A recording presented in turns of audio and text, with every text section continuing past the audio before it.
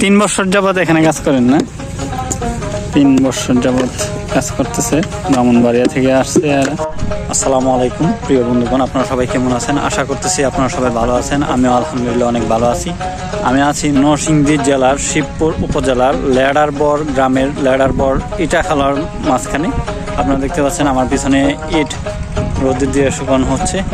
ইটের যে পুরানো হইতেছে এর ধোয়া বের হইতেছে, আর এখান থেকে গাড়ি ভরে ইট নিয়ে যায় বিভিন্ন জায়গায়।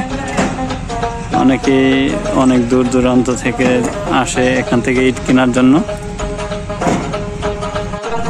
ইট রোদ্রে দিয়ে শুকানো হচ্ছে, একটু শুকালে পরে এরকমভাবে উপরে তুলে ফেলে আবার শুকানোর জন্য দেয়। এটা হচ্ছে কাঁচা ইট, এই যে এখানে বানাচ্ছে ইট বানাচ্ছে এখানে। লেডারবর ইটাখালা নামে পরিচিত, সবাই লেডারবর ইটাখালা নামে ডাকে এটাকে, ইটাখালাকে। আমি আপনাদেরকে কিছু কাজ দেখাবো যে ইটাখালার মধ্যে কি কি কাজ করে মানুষে। ইয়াতে দিয়ে দেন।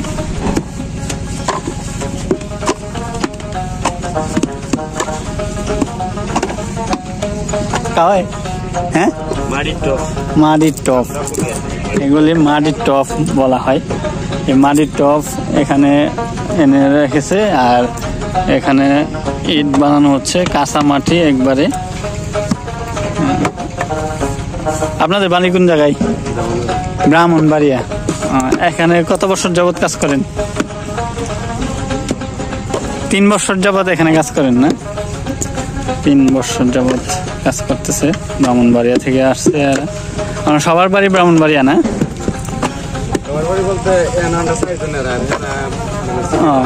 বুঝছি, আমরা এই 4 জনের এসে ব্রাহ্মণবাড়ি।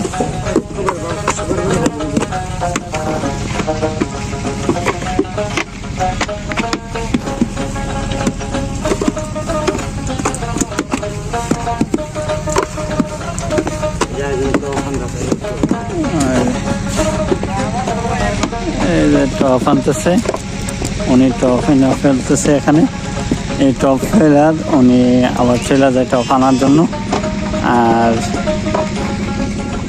তারা হইতেছে ইট বানা, ইটের যে কাদামাটি নিয়ে আসতেছে।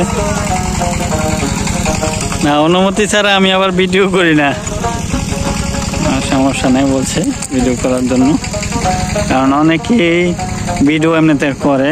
আমি এটা ভালো মনে করি না যারা অনুমতি ছাড়া ভিডিও করে। অনুমতি ছাড়া কোনো ভিডিও করবেন না, কারণ একটা মানুষের ভিডিওতে ওঠাটা একটু খারাপ আমি মনে করি। দেখা যায় অনেকে না জানিয়ে অনেক দূর থেকে আয়সা গ্রাম এলাকায় কাজ করে, কিন্তু বাড়িতে বোঝায় যে অন্য জায়গায় চাকরি করে। এই কারণে আমি সবার অনুমতি নিয়ে তারপর ভিডিও বানাই। আর ভিডিও যারা বানাবেন, ভিডিও যাদের করবেন, সবসময় অনুমতি নেবেন। এখানে মেশিন দিয়ে কাদা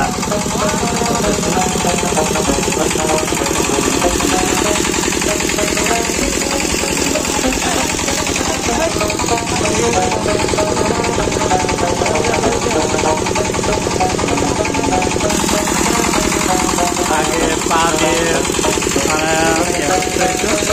এখন ইঞ্জিনের ব্যবস্থা করা হয়েছে। এখন আর আগের দিন নেই, মাটি কাদা মাটি এটার ভিতরে দিলে কাদা হয়ে যেত।